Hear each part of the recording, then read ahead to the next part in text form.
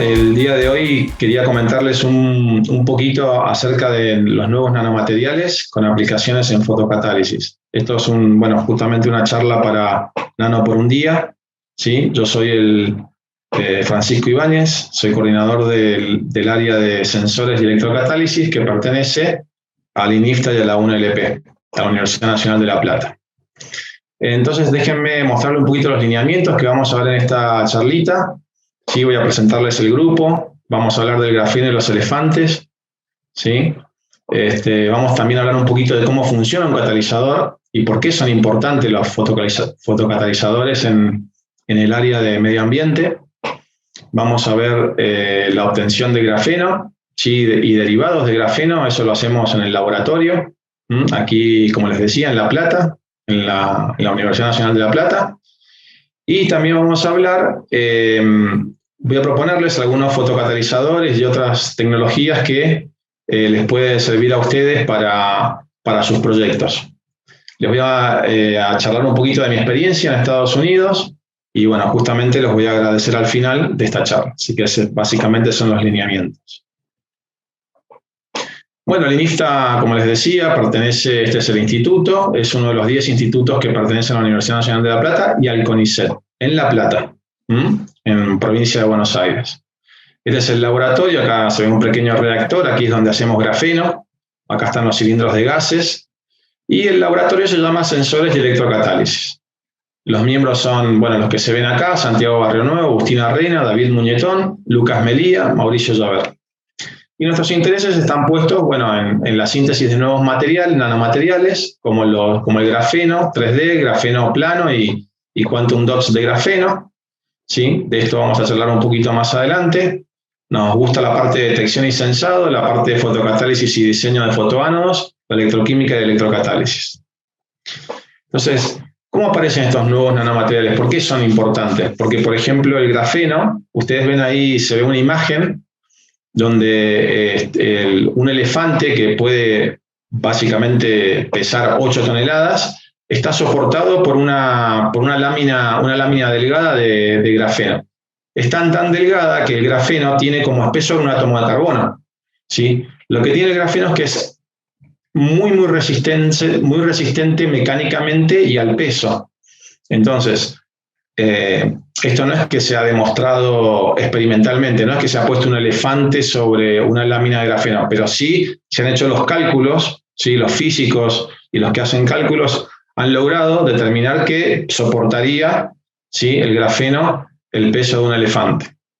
Y como otros atributos muy lindos del grafeno, ¿sí? Que no hay mucho tiempo para hablar sobre él, pero el grafeno, piensen en la mina de un lápiz, cuando uno dibuja con un lápiz algo muy suavecito sobre una hoja, esos son varias capas de grafeno, eso se llama grafito, ¿cierto? Lo que está en el lápiz es un grafito. Pero si yo lo hago muy suavecito, dibujo sobre una hoja, ¿sí? Puedo llegar a tener una sola capa de grafeno. O sea que el grafito está compuesto de varias capas de grafeno. Y lo interesante que tiene es que tiene una alta transparencia óptica. Solo absorbe el 2,3% de la luz. Todo lo demás lo transmite.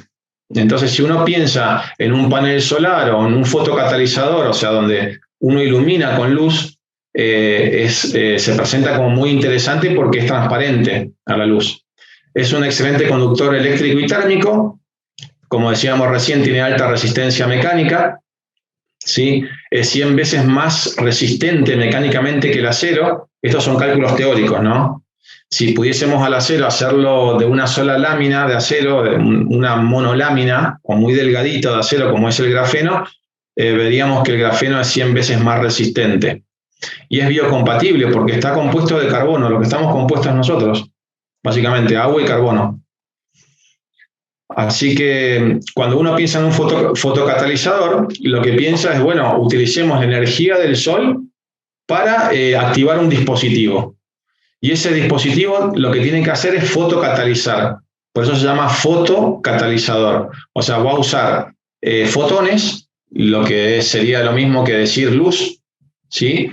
Y va a catalizar, va a hacer una reacción de catálisis. Entonces, qué mejor que usar el sol, porque el sol tiene todos esos watts de energía, provee todo eso, o sea que el sol provee 10.000 veces más energía que nosotros necesitamos. ¿Mm? Entonces, ¿cómo actúa más o menos un fotocatalizador? Bueno, uno utiliza, sí, uno y varios grupos y la tecnología también, porque los paneles solares trabajan de esta manera, ¿sí? Y los fotocatalizadores trabajan de esta manera. Los fotocatalizadores y los paneles solares son muy parecidos en su funcionamiento. ¿Por qué? Porque si uno ilumina con el sol justamente sobre un semiconductor, este es MO, que es un metal oxide o un óxido metálico, lo que puede hacer es promover de la banda de valencia, ¿sí? Si ustedes vieron en química o en física, ¿sí? Una banda de valencia donde de menor energía se pueden promover esos electrones a una banda de conducción o de mayor energía. Esos electrones, lo que tienen estos semiconductores es que pueden separar justamente los huecos. Los huecos son las cargas positivas de los electrones. Si esos electrones van hacia un lado y los huecos van hacia otro, lo que se pueden generar son reacciones de oxidación y de reducción. Deben acordarse de la química, de química general, ¿sí? Donde hay reacciones que se llaman óxido-redox o reacciones de oxidación o reducción. Entonces, ¿qué pasa? Puedo formar radicales oxígeno. Esos radicales oxígenos que se ven aquí, ¿sí? En este esquemita, lo que producen son justamente la degradación de contaminantes. Entonces yo puedo poner un contaminante en íntimo contacto con este óxido metálico, este semiconductor, y iluminarlo. Al iluminarlo con luz solar, se puede generar una reacción justamente de óxido-reducción donde el contaminante pueda justamente degradarse, que es lo que hace un fotocatalizador. Entonces, ambientalmente eso es muy requerido, es muy necesario. Y esto es un ejemplo de Ecosystem Sociedad Anónima, ¿sí? De una empresa que justamente hace eso, hace pasar agua sobre estos semiconductores, ¿sí? Agua contaminada, y la misma reacción del sol sobre, bueno, justamente este reactor, es un reactor, ¿sí? Y esta separación de carga y los electrones van para un lado y para el otro, lo que termina sucediendo es que este reactor degrada las moléculas o contaminantes que pueda tener el agua, ¿sí? Entonces, por un lado entra agua sucia, vamos a decirlo así, y por otro lado sale agua limpia. No necesariamente para beber, pero sí agua que no va a contaminar los ríos ni los mares, ¿sí? Entonces, estos fotocatalizadores son muy, muy requeridos para el área ambiental. Y bueno, ¿qué rol tienen los nanomateriales? Bueno, lo que me estás mostrando aquí es algo que es un reactor grande, es masivo, es de mucho tamaño. Bueno, pero acá mismo en el reactor adentro hay nanomateriales involucrados. Y entre esos nanomateriales involucrados está el grafeno, ¿sí? Que es lo que nos gusta estudiar a nosotros y trabajar en el laboratorio, ¿sí? ¿Y por qué grafeno? Bueno, por todas las propiedades que veíamos antes, pero también porque tiene una gran área específica, ¿sí? Tiene mecanismos físicos químicos que son distintos a los materiales masivos, se comportan distintos. En muchos casos son favorables eso que es distinto es favorable para la aplicación. Y transporta eléctricamente y es transparente, como decíamos, y es ultra delgado, o sea, es transparente ópticamente, transporta electrones, que se acuerdan, es lo que queríamos hacer nosotros, queríamos excitar un semiconductor, pasar de la banda de valencia a la banda de conducción y captar esos electrones de ahí. Tomar esos electrones y enviarlos al grafeno, que es un excelente conductor térmico y eléctrico. Entonces, es muy importante la utilización de grafeno. ¿Por qué? Porque este electrón que está aquí le gusta recombinarse con el hueco. Entonces, una vez que lo ilumino, ¿sí? Y separo ese electrón, no quiero que vuelva ese electrón a unirse con el hueco, quiero sacarlo del sistema. Y el grafeno tiene un rol primordial en eso. ¿Por qué quiero sacarlo al electrón? Porque ese electrón es lo que me da la energía para un panel solar o es lo que me da la óxido redox para poder degradar la molécula, ¿sí? Entonces, no quiero que se me recombine con el hueco nuevamente. Quiero quitarlo del sistema. Bueno, el grafeno y los nanomateriales que son buenos conductores son muy importantes para este caso en particular. Entonces, en el laboratorio lo que hacemos es desarrollamos por un método que se conoce desde abajo hacia arriba, obtenemos grafeno, ¿sí? Es un reactor donde se mandan, bueno, un precursor de metano, que el metano lo que tiene es carbono, entonces el carbono crece sobre una superficie metálica catalizadora, ¿sí? Y esto sería una chapita de cobre que estamos viendo acá, donde se creció grafeno, ¿sí? Piensen que el grafeno es transparente, o sea que casi que no se ve el grafeno, no lo vamos a poder ver así con el ojo, necesitamos microscopios mucho más sofisticados, ¿sí? De alta resolución, y esto es grafeno crecido sobre una espuma, como si fuese una virulana. La virulana que usamos para los platos, bueno, lo mismo. Y el grafeno crece en toda la superficie de la espuma, ¿sí? Estas son hebras de níquel, o la espuma de níquel, donde se creció grafeno en toda su superficie. Entonces, es de altísima área superficial, ¿sí? Y tiene, bueno, justamente de aquí se pueden desprender algunos grafenitos más chiquititos, haciendo algunas experiencias en el laboratorio. Así que básicamente eso les muestro que hacemos aquí en el laboratorio. Así que bueno, también por supuesto están invitados por si alguna vez la FAN quiere justamente invitarlos también, ya desde mi parte están invitados. Así que pueden venir y conocer las instalaciones cuando se pueda.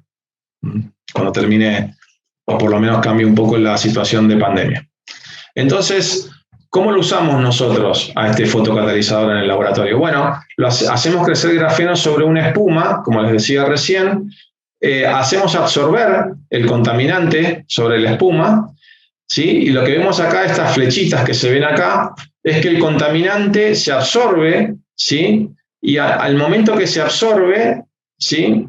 Ilumino, ¿sí? Esta es justamente una luz LED que usamos en el laboratorio, y iluminamos en esta longitud de onda, que es básicamente desde el azul hacia el rojo en longitud de onda, ¿sí? Iluminamos, entonces, ¿qué pasa? La molécula empieza a degradarse, como veíamos antes, empiezan a haber reacciones, ¿sí? De degradación en la superficie de esta espuma. Entonces, ¿cómo lo detectamos nosotros? Lo detectamos por Raman. Raman es una técnica que nos permite, una técnica muy interesante, nos permite ver dos cosas. ¿Qué le pasa a la molécula cuando se va degradando? ¿Y qué le pasa al grafeno? ¿Cómo van cambiando las bandas de grafeno de Raman? Eso lo vamos a ver ahora. Entonces, ¿cómo es esta espuma? Es níquel con grafeno crecido arriba, y fíjense, nanopartículas de óxido de zinc. ¿Se acuerdan que estas las necesitábamos? Las semiconductoras o las de óxido metálico necesitábamos ponerlas. Entonces, tenemos una combinación de níquel, grafeno y óxido de zinc. Iluminamos, ¿sí? Y formamos una reacción de degradación de la molécula. O sea, estamos utilizando esta espuma como un fotocatalizador. ¿Y los resultados cuáles son? Bueno, estos son un poquito complicados porque acá lo que estamos viendo son muchos espectros, pero déjenme comentarles que a la izquierda lo que vemos son lo que le pasa al grafeno cuando se está degradando la molécula. ¿Qué le pasa al grafeno? Bueno, van cambiando sus bandas características. El grafeno tiene dos bandas muy importantes, la G y la 2D de Raman. Esas bandas van cambiando. Fíjense, la relación de intensidades van cambiando, vamos desde abajo hacia arriba. Antes de agregar la molécula contaminante, que es el azul de metileno, se ve este espectro azul. Si uno mide la intensidad de este espectro en relación a este de acá, vamos viendo cómo van cambiando. Va de 0,66 antes de agregar el azul de metileno, o el methylene blue en inglés, pasa a 0,44 después de agregarlo. O sea, ya hubo una modificación de la intensidad de la banda, y estamos haciendo Raman sobre el mismo lugar, ¿eh? Es como que si estuviésemos haciendo Raman sobre este mismo punto. No nos hemos movido de ahí. Lo que hemos hecho nada más es que el contaminante se absorba. Antes y después medimos Raman de absorber el contaminante. Luego, ¿qué pasa? Iluminamos en el mismo lugar, en el mismo puntito, iluminamos. ¿Cuánto? 30 minutos. Fíjense que la relación de intensidades cambió de nuevo a 0,44. Y si iluminamos 60 minutos, o sea, 30 minutos más, esa relación vuelve a cambiar. Esto, por supuesto, está hecho con estadísticas, ¿no? Esto es un solo espectro o varios espectros que les estoy mostrando, pero la realidad es que todo esto lleva una estadística y se repite. Estas variaciones de intensidades se van repitiendo. Ahora, yo también puedo mirar el azul de metileno por Raman. ¿Sí? Esto es un poquito, me lo salteé, pero es un poquito lo que quería mostrarles. Uno tiene la espuma con tiene la espuma antes del azul de metileno, luego lo pone la espuma y la embebe en azul de metileno y va y hace Raman de nuevo sobre el azul de metileno, que es el contaminante, y luego lo ilumina tanto tiempo, y eso se llama tratamiento. Y luego, después del tratamiento, lo miramos con Raman de nuevo. Entonces, estamos detectando, estamos sensando la molécula contaminante y la estamos degradando. Y estamos viendo cuánto. Ahora, ¿por qué? Porque el azul de metileno tiene bandas características entre 1560 y 1640, que son estas bandas que se ven acá.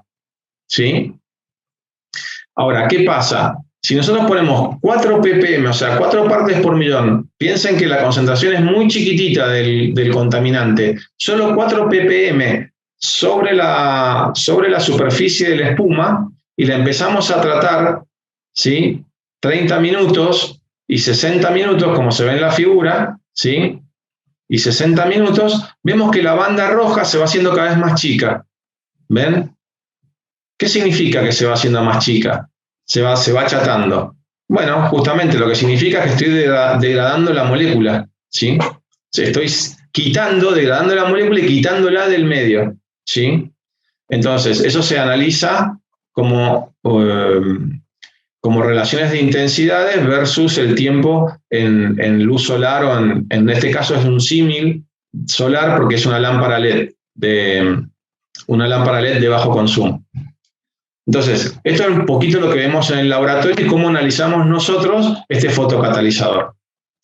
Ahora bien, yo tuve la suerte de hacer un doctorado y un postdoctorado en Estados Unidos, y les quería contar un poquito, muy breve sobre eso, de que, bueno, es muy enriquecedor en todo sentido, ¿sí? Esta es una foto de la Universidad de Louisville, donde yo estudié, ¿sí? Y este es justamente el profesor, el grupo donde yo estuve, ¿sí? Yo no estoy en esa foto, pues esta foto es más reciente, ¿sí? Y lo que yo tuve fue justamente la posibilidad de una beca en la Universidad de Louisville, y esa beca me permitió a mí hacer investigación, doctorarme, y bueno, justamente ganar experiencia también en la parte académica.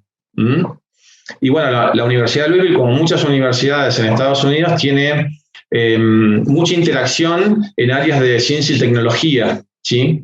Lo interesante es que es multirracial, hay gente de todos lados, eso culturalmente es muy lindo, muy enriquecedor, ¿sí? Y bueno, también por supuesto hay mucho dinero para investigación y transferencia, ¿sí? Así que la experiencia, la verdad, es muy recomendable, y bueno, también si uno quiere volver a la Argentina, en mi caso fue también es muy recomendable porque, bueno, viene con un área de pericia bastante importante y puede traer sus líneas de trabajo aquí a la Argentina, que por lo general está bueno levantar líneas nuevas de trabajo y de investigación. Así que la experiencia siempre es muy, muy favorable. ¿Qué es lo que hace la Universidad de Louisville, por ejemplo? Bueno, temas muy interesantes, y en la medicina se escapa un poco a lo que estamos viendo nosotros ahora, pero déjenme contárselo. Es una de las primeras universidades donde se hizo la tomografía del corazón de un niño. Esa tomografía permitió plano por plano imprimirlo en 3D, y se hizo una impresión 3D, y los cirujanos operaron sobre esa impresión, que es esto que se ve acá, ¿sí? Y lo que lograron con esa impresión 3D y la tomografía es detectar exactamente dónde estaba el problema. Entonces al chico lo operaron en una operación de 10 horas, pasó a una operación de 6, y con un éxito del 60% al 85%. Así que ahí se dan cuenta de cómo la tecnología cómo la tecnología impacta positivamente sobre nuestras vidas. Y en la parte de energía, que es lo que nos compete a nosotros, también la Universidad de Louisville, y debo decir que la Universidad de La Plata también tiene sus propios vehículos a transporte con baterías, en el caso de la Universidad de La Plata, con baterías de litio. En el caso de la Universidad de Louisville, son baterías que se alimentan con paneles solares, como se ve aquí, ¿sí? O sea, el vehículo es un híbrido, porque tiene combustibles, pero tiene batería, y esa batería que se ve aquí, ¿sí? Se conecta con este cable, ¿sí? A este panel solar que ustedes están viendo acá, ¿sí? Entonces, ese panel solar lo que hace es convertir, ¿se acuerdan? Los electrones, ¿sí? Separar los electrones del semiconductor y mandarlos a esos electrones básicamente a esta batería. Entonces, con esta batería que tiene el baúl del auto, se va recargando. Así que bueno, eso es fantástico en la parte de energía y de medio ambiente. Fíjense que este vehículo, cuando anda a batería, no emite ningún monóxido de carbono, ni dióxidos de carbono, ni azufre, ni nada, por los combustibles fósiles, o lo que conocemos nosotros como nafta, ¿sí? Así que eso es muy interesante. Y bueno, ya terminando, les voy dejando algunos dispositivos que creo que ustedes pueden volcarse a estudiar o a presentar en Nano por un día. Esos son las celdas solares orgánicas, ¿sí? Son las que veíamos recién. Estas de aquí son fotovoltaicas, porque tienen silicio por lo general como semiconductor, óxidos de silicio, pero también están las orgánicas, que estas se ven acá, ¿sí? También están las celdas solares con grafeno y silicio dopado tipo N, que es lo que se ve aquí. O sea que en celdas solares hay muchas cosas para conocer y para desarrollar. Luego en baterías, ven, como baterías de litio, baterías ion litio como se conocen, también donde involucran grafeno. Esto parece que escapa un poco a la parte de ambiente, pero el almacenaje de memoria es muy importante. Estos son almacenajes de memoria ópticos que se están haciendo en la Universidad de Southampton en Inglaterra, ¿sí? Que justamente pueden meter en este chip, en este dispositivo tan chiquitito, toda la Biblia. Esto que se ve aquí es el dispositivo. Pueden meter toda la Biblia o los testamentos, ¿sí? Pueden estar en este espacio tan pequeñito. Y bueno, lo que se está haciendo ahora es poniendo bibliotecas enteras en dispositivos de este tamaño, como una moneda. Entonces, eso ambientalmente es muy bueno porque reduce, por supuesto, como ya se imaginarán, el gasto de papel, ¿sí? Y en la parte de fotocatalizadores, que es un poquito lo que les mostré, también se puede utilizar para generación de hidrógeno. Ustedes saben que el hidrógeno es un vector de energía también muy, muy requerido. Alemania, por ejemplo, utiliza su transporte público con hidrógeno. Sí, tiene una alta capacidad energética el hidrógeno. Así que pueden chusmear sobre estos temas y, por supuesto, consultarme a mí o a mi grupo para si necesitan alguna guía al respecto. Así que bueno, con esto terminando, espero haber estado en tiempo. Yo soy, como les decía, Francisco Ibáñez, soy coordinador de este grupo, Sensores de Electrocatálisis, y bueno, aquí está mi página web para que chusmeen y puedan contactarme si así lo requieren o lo necesitan.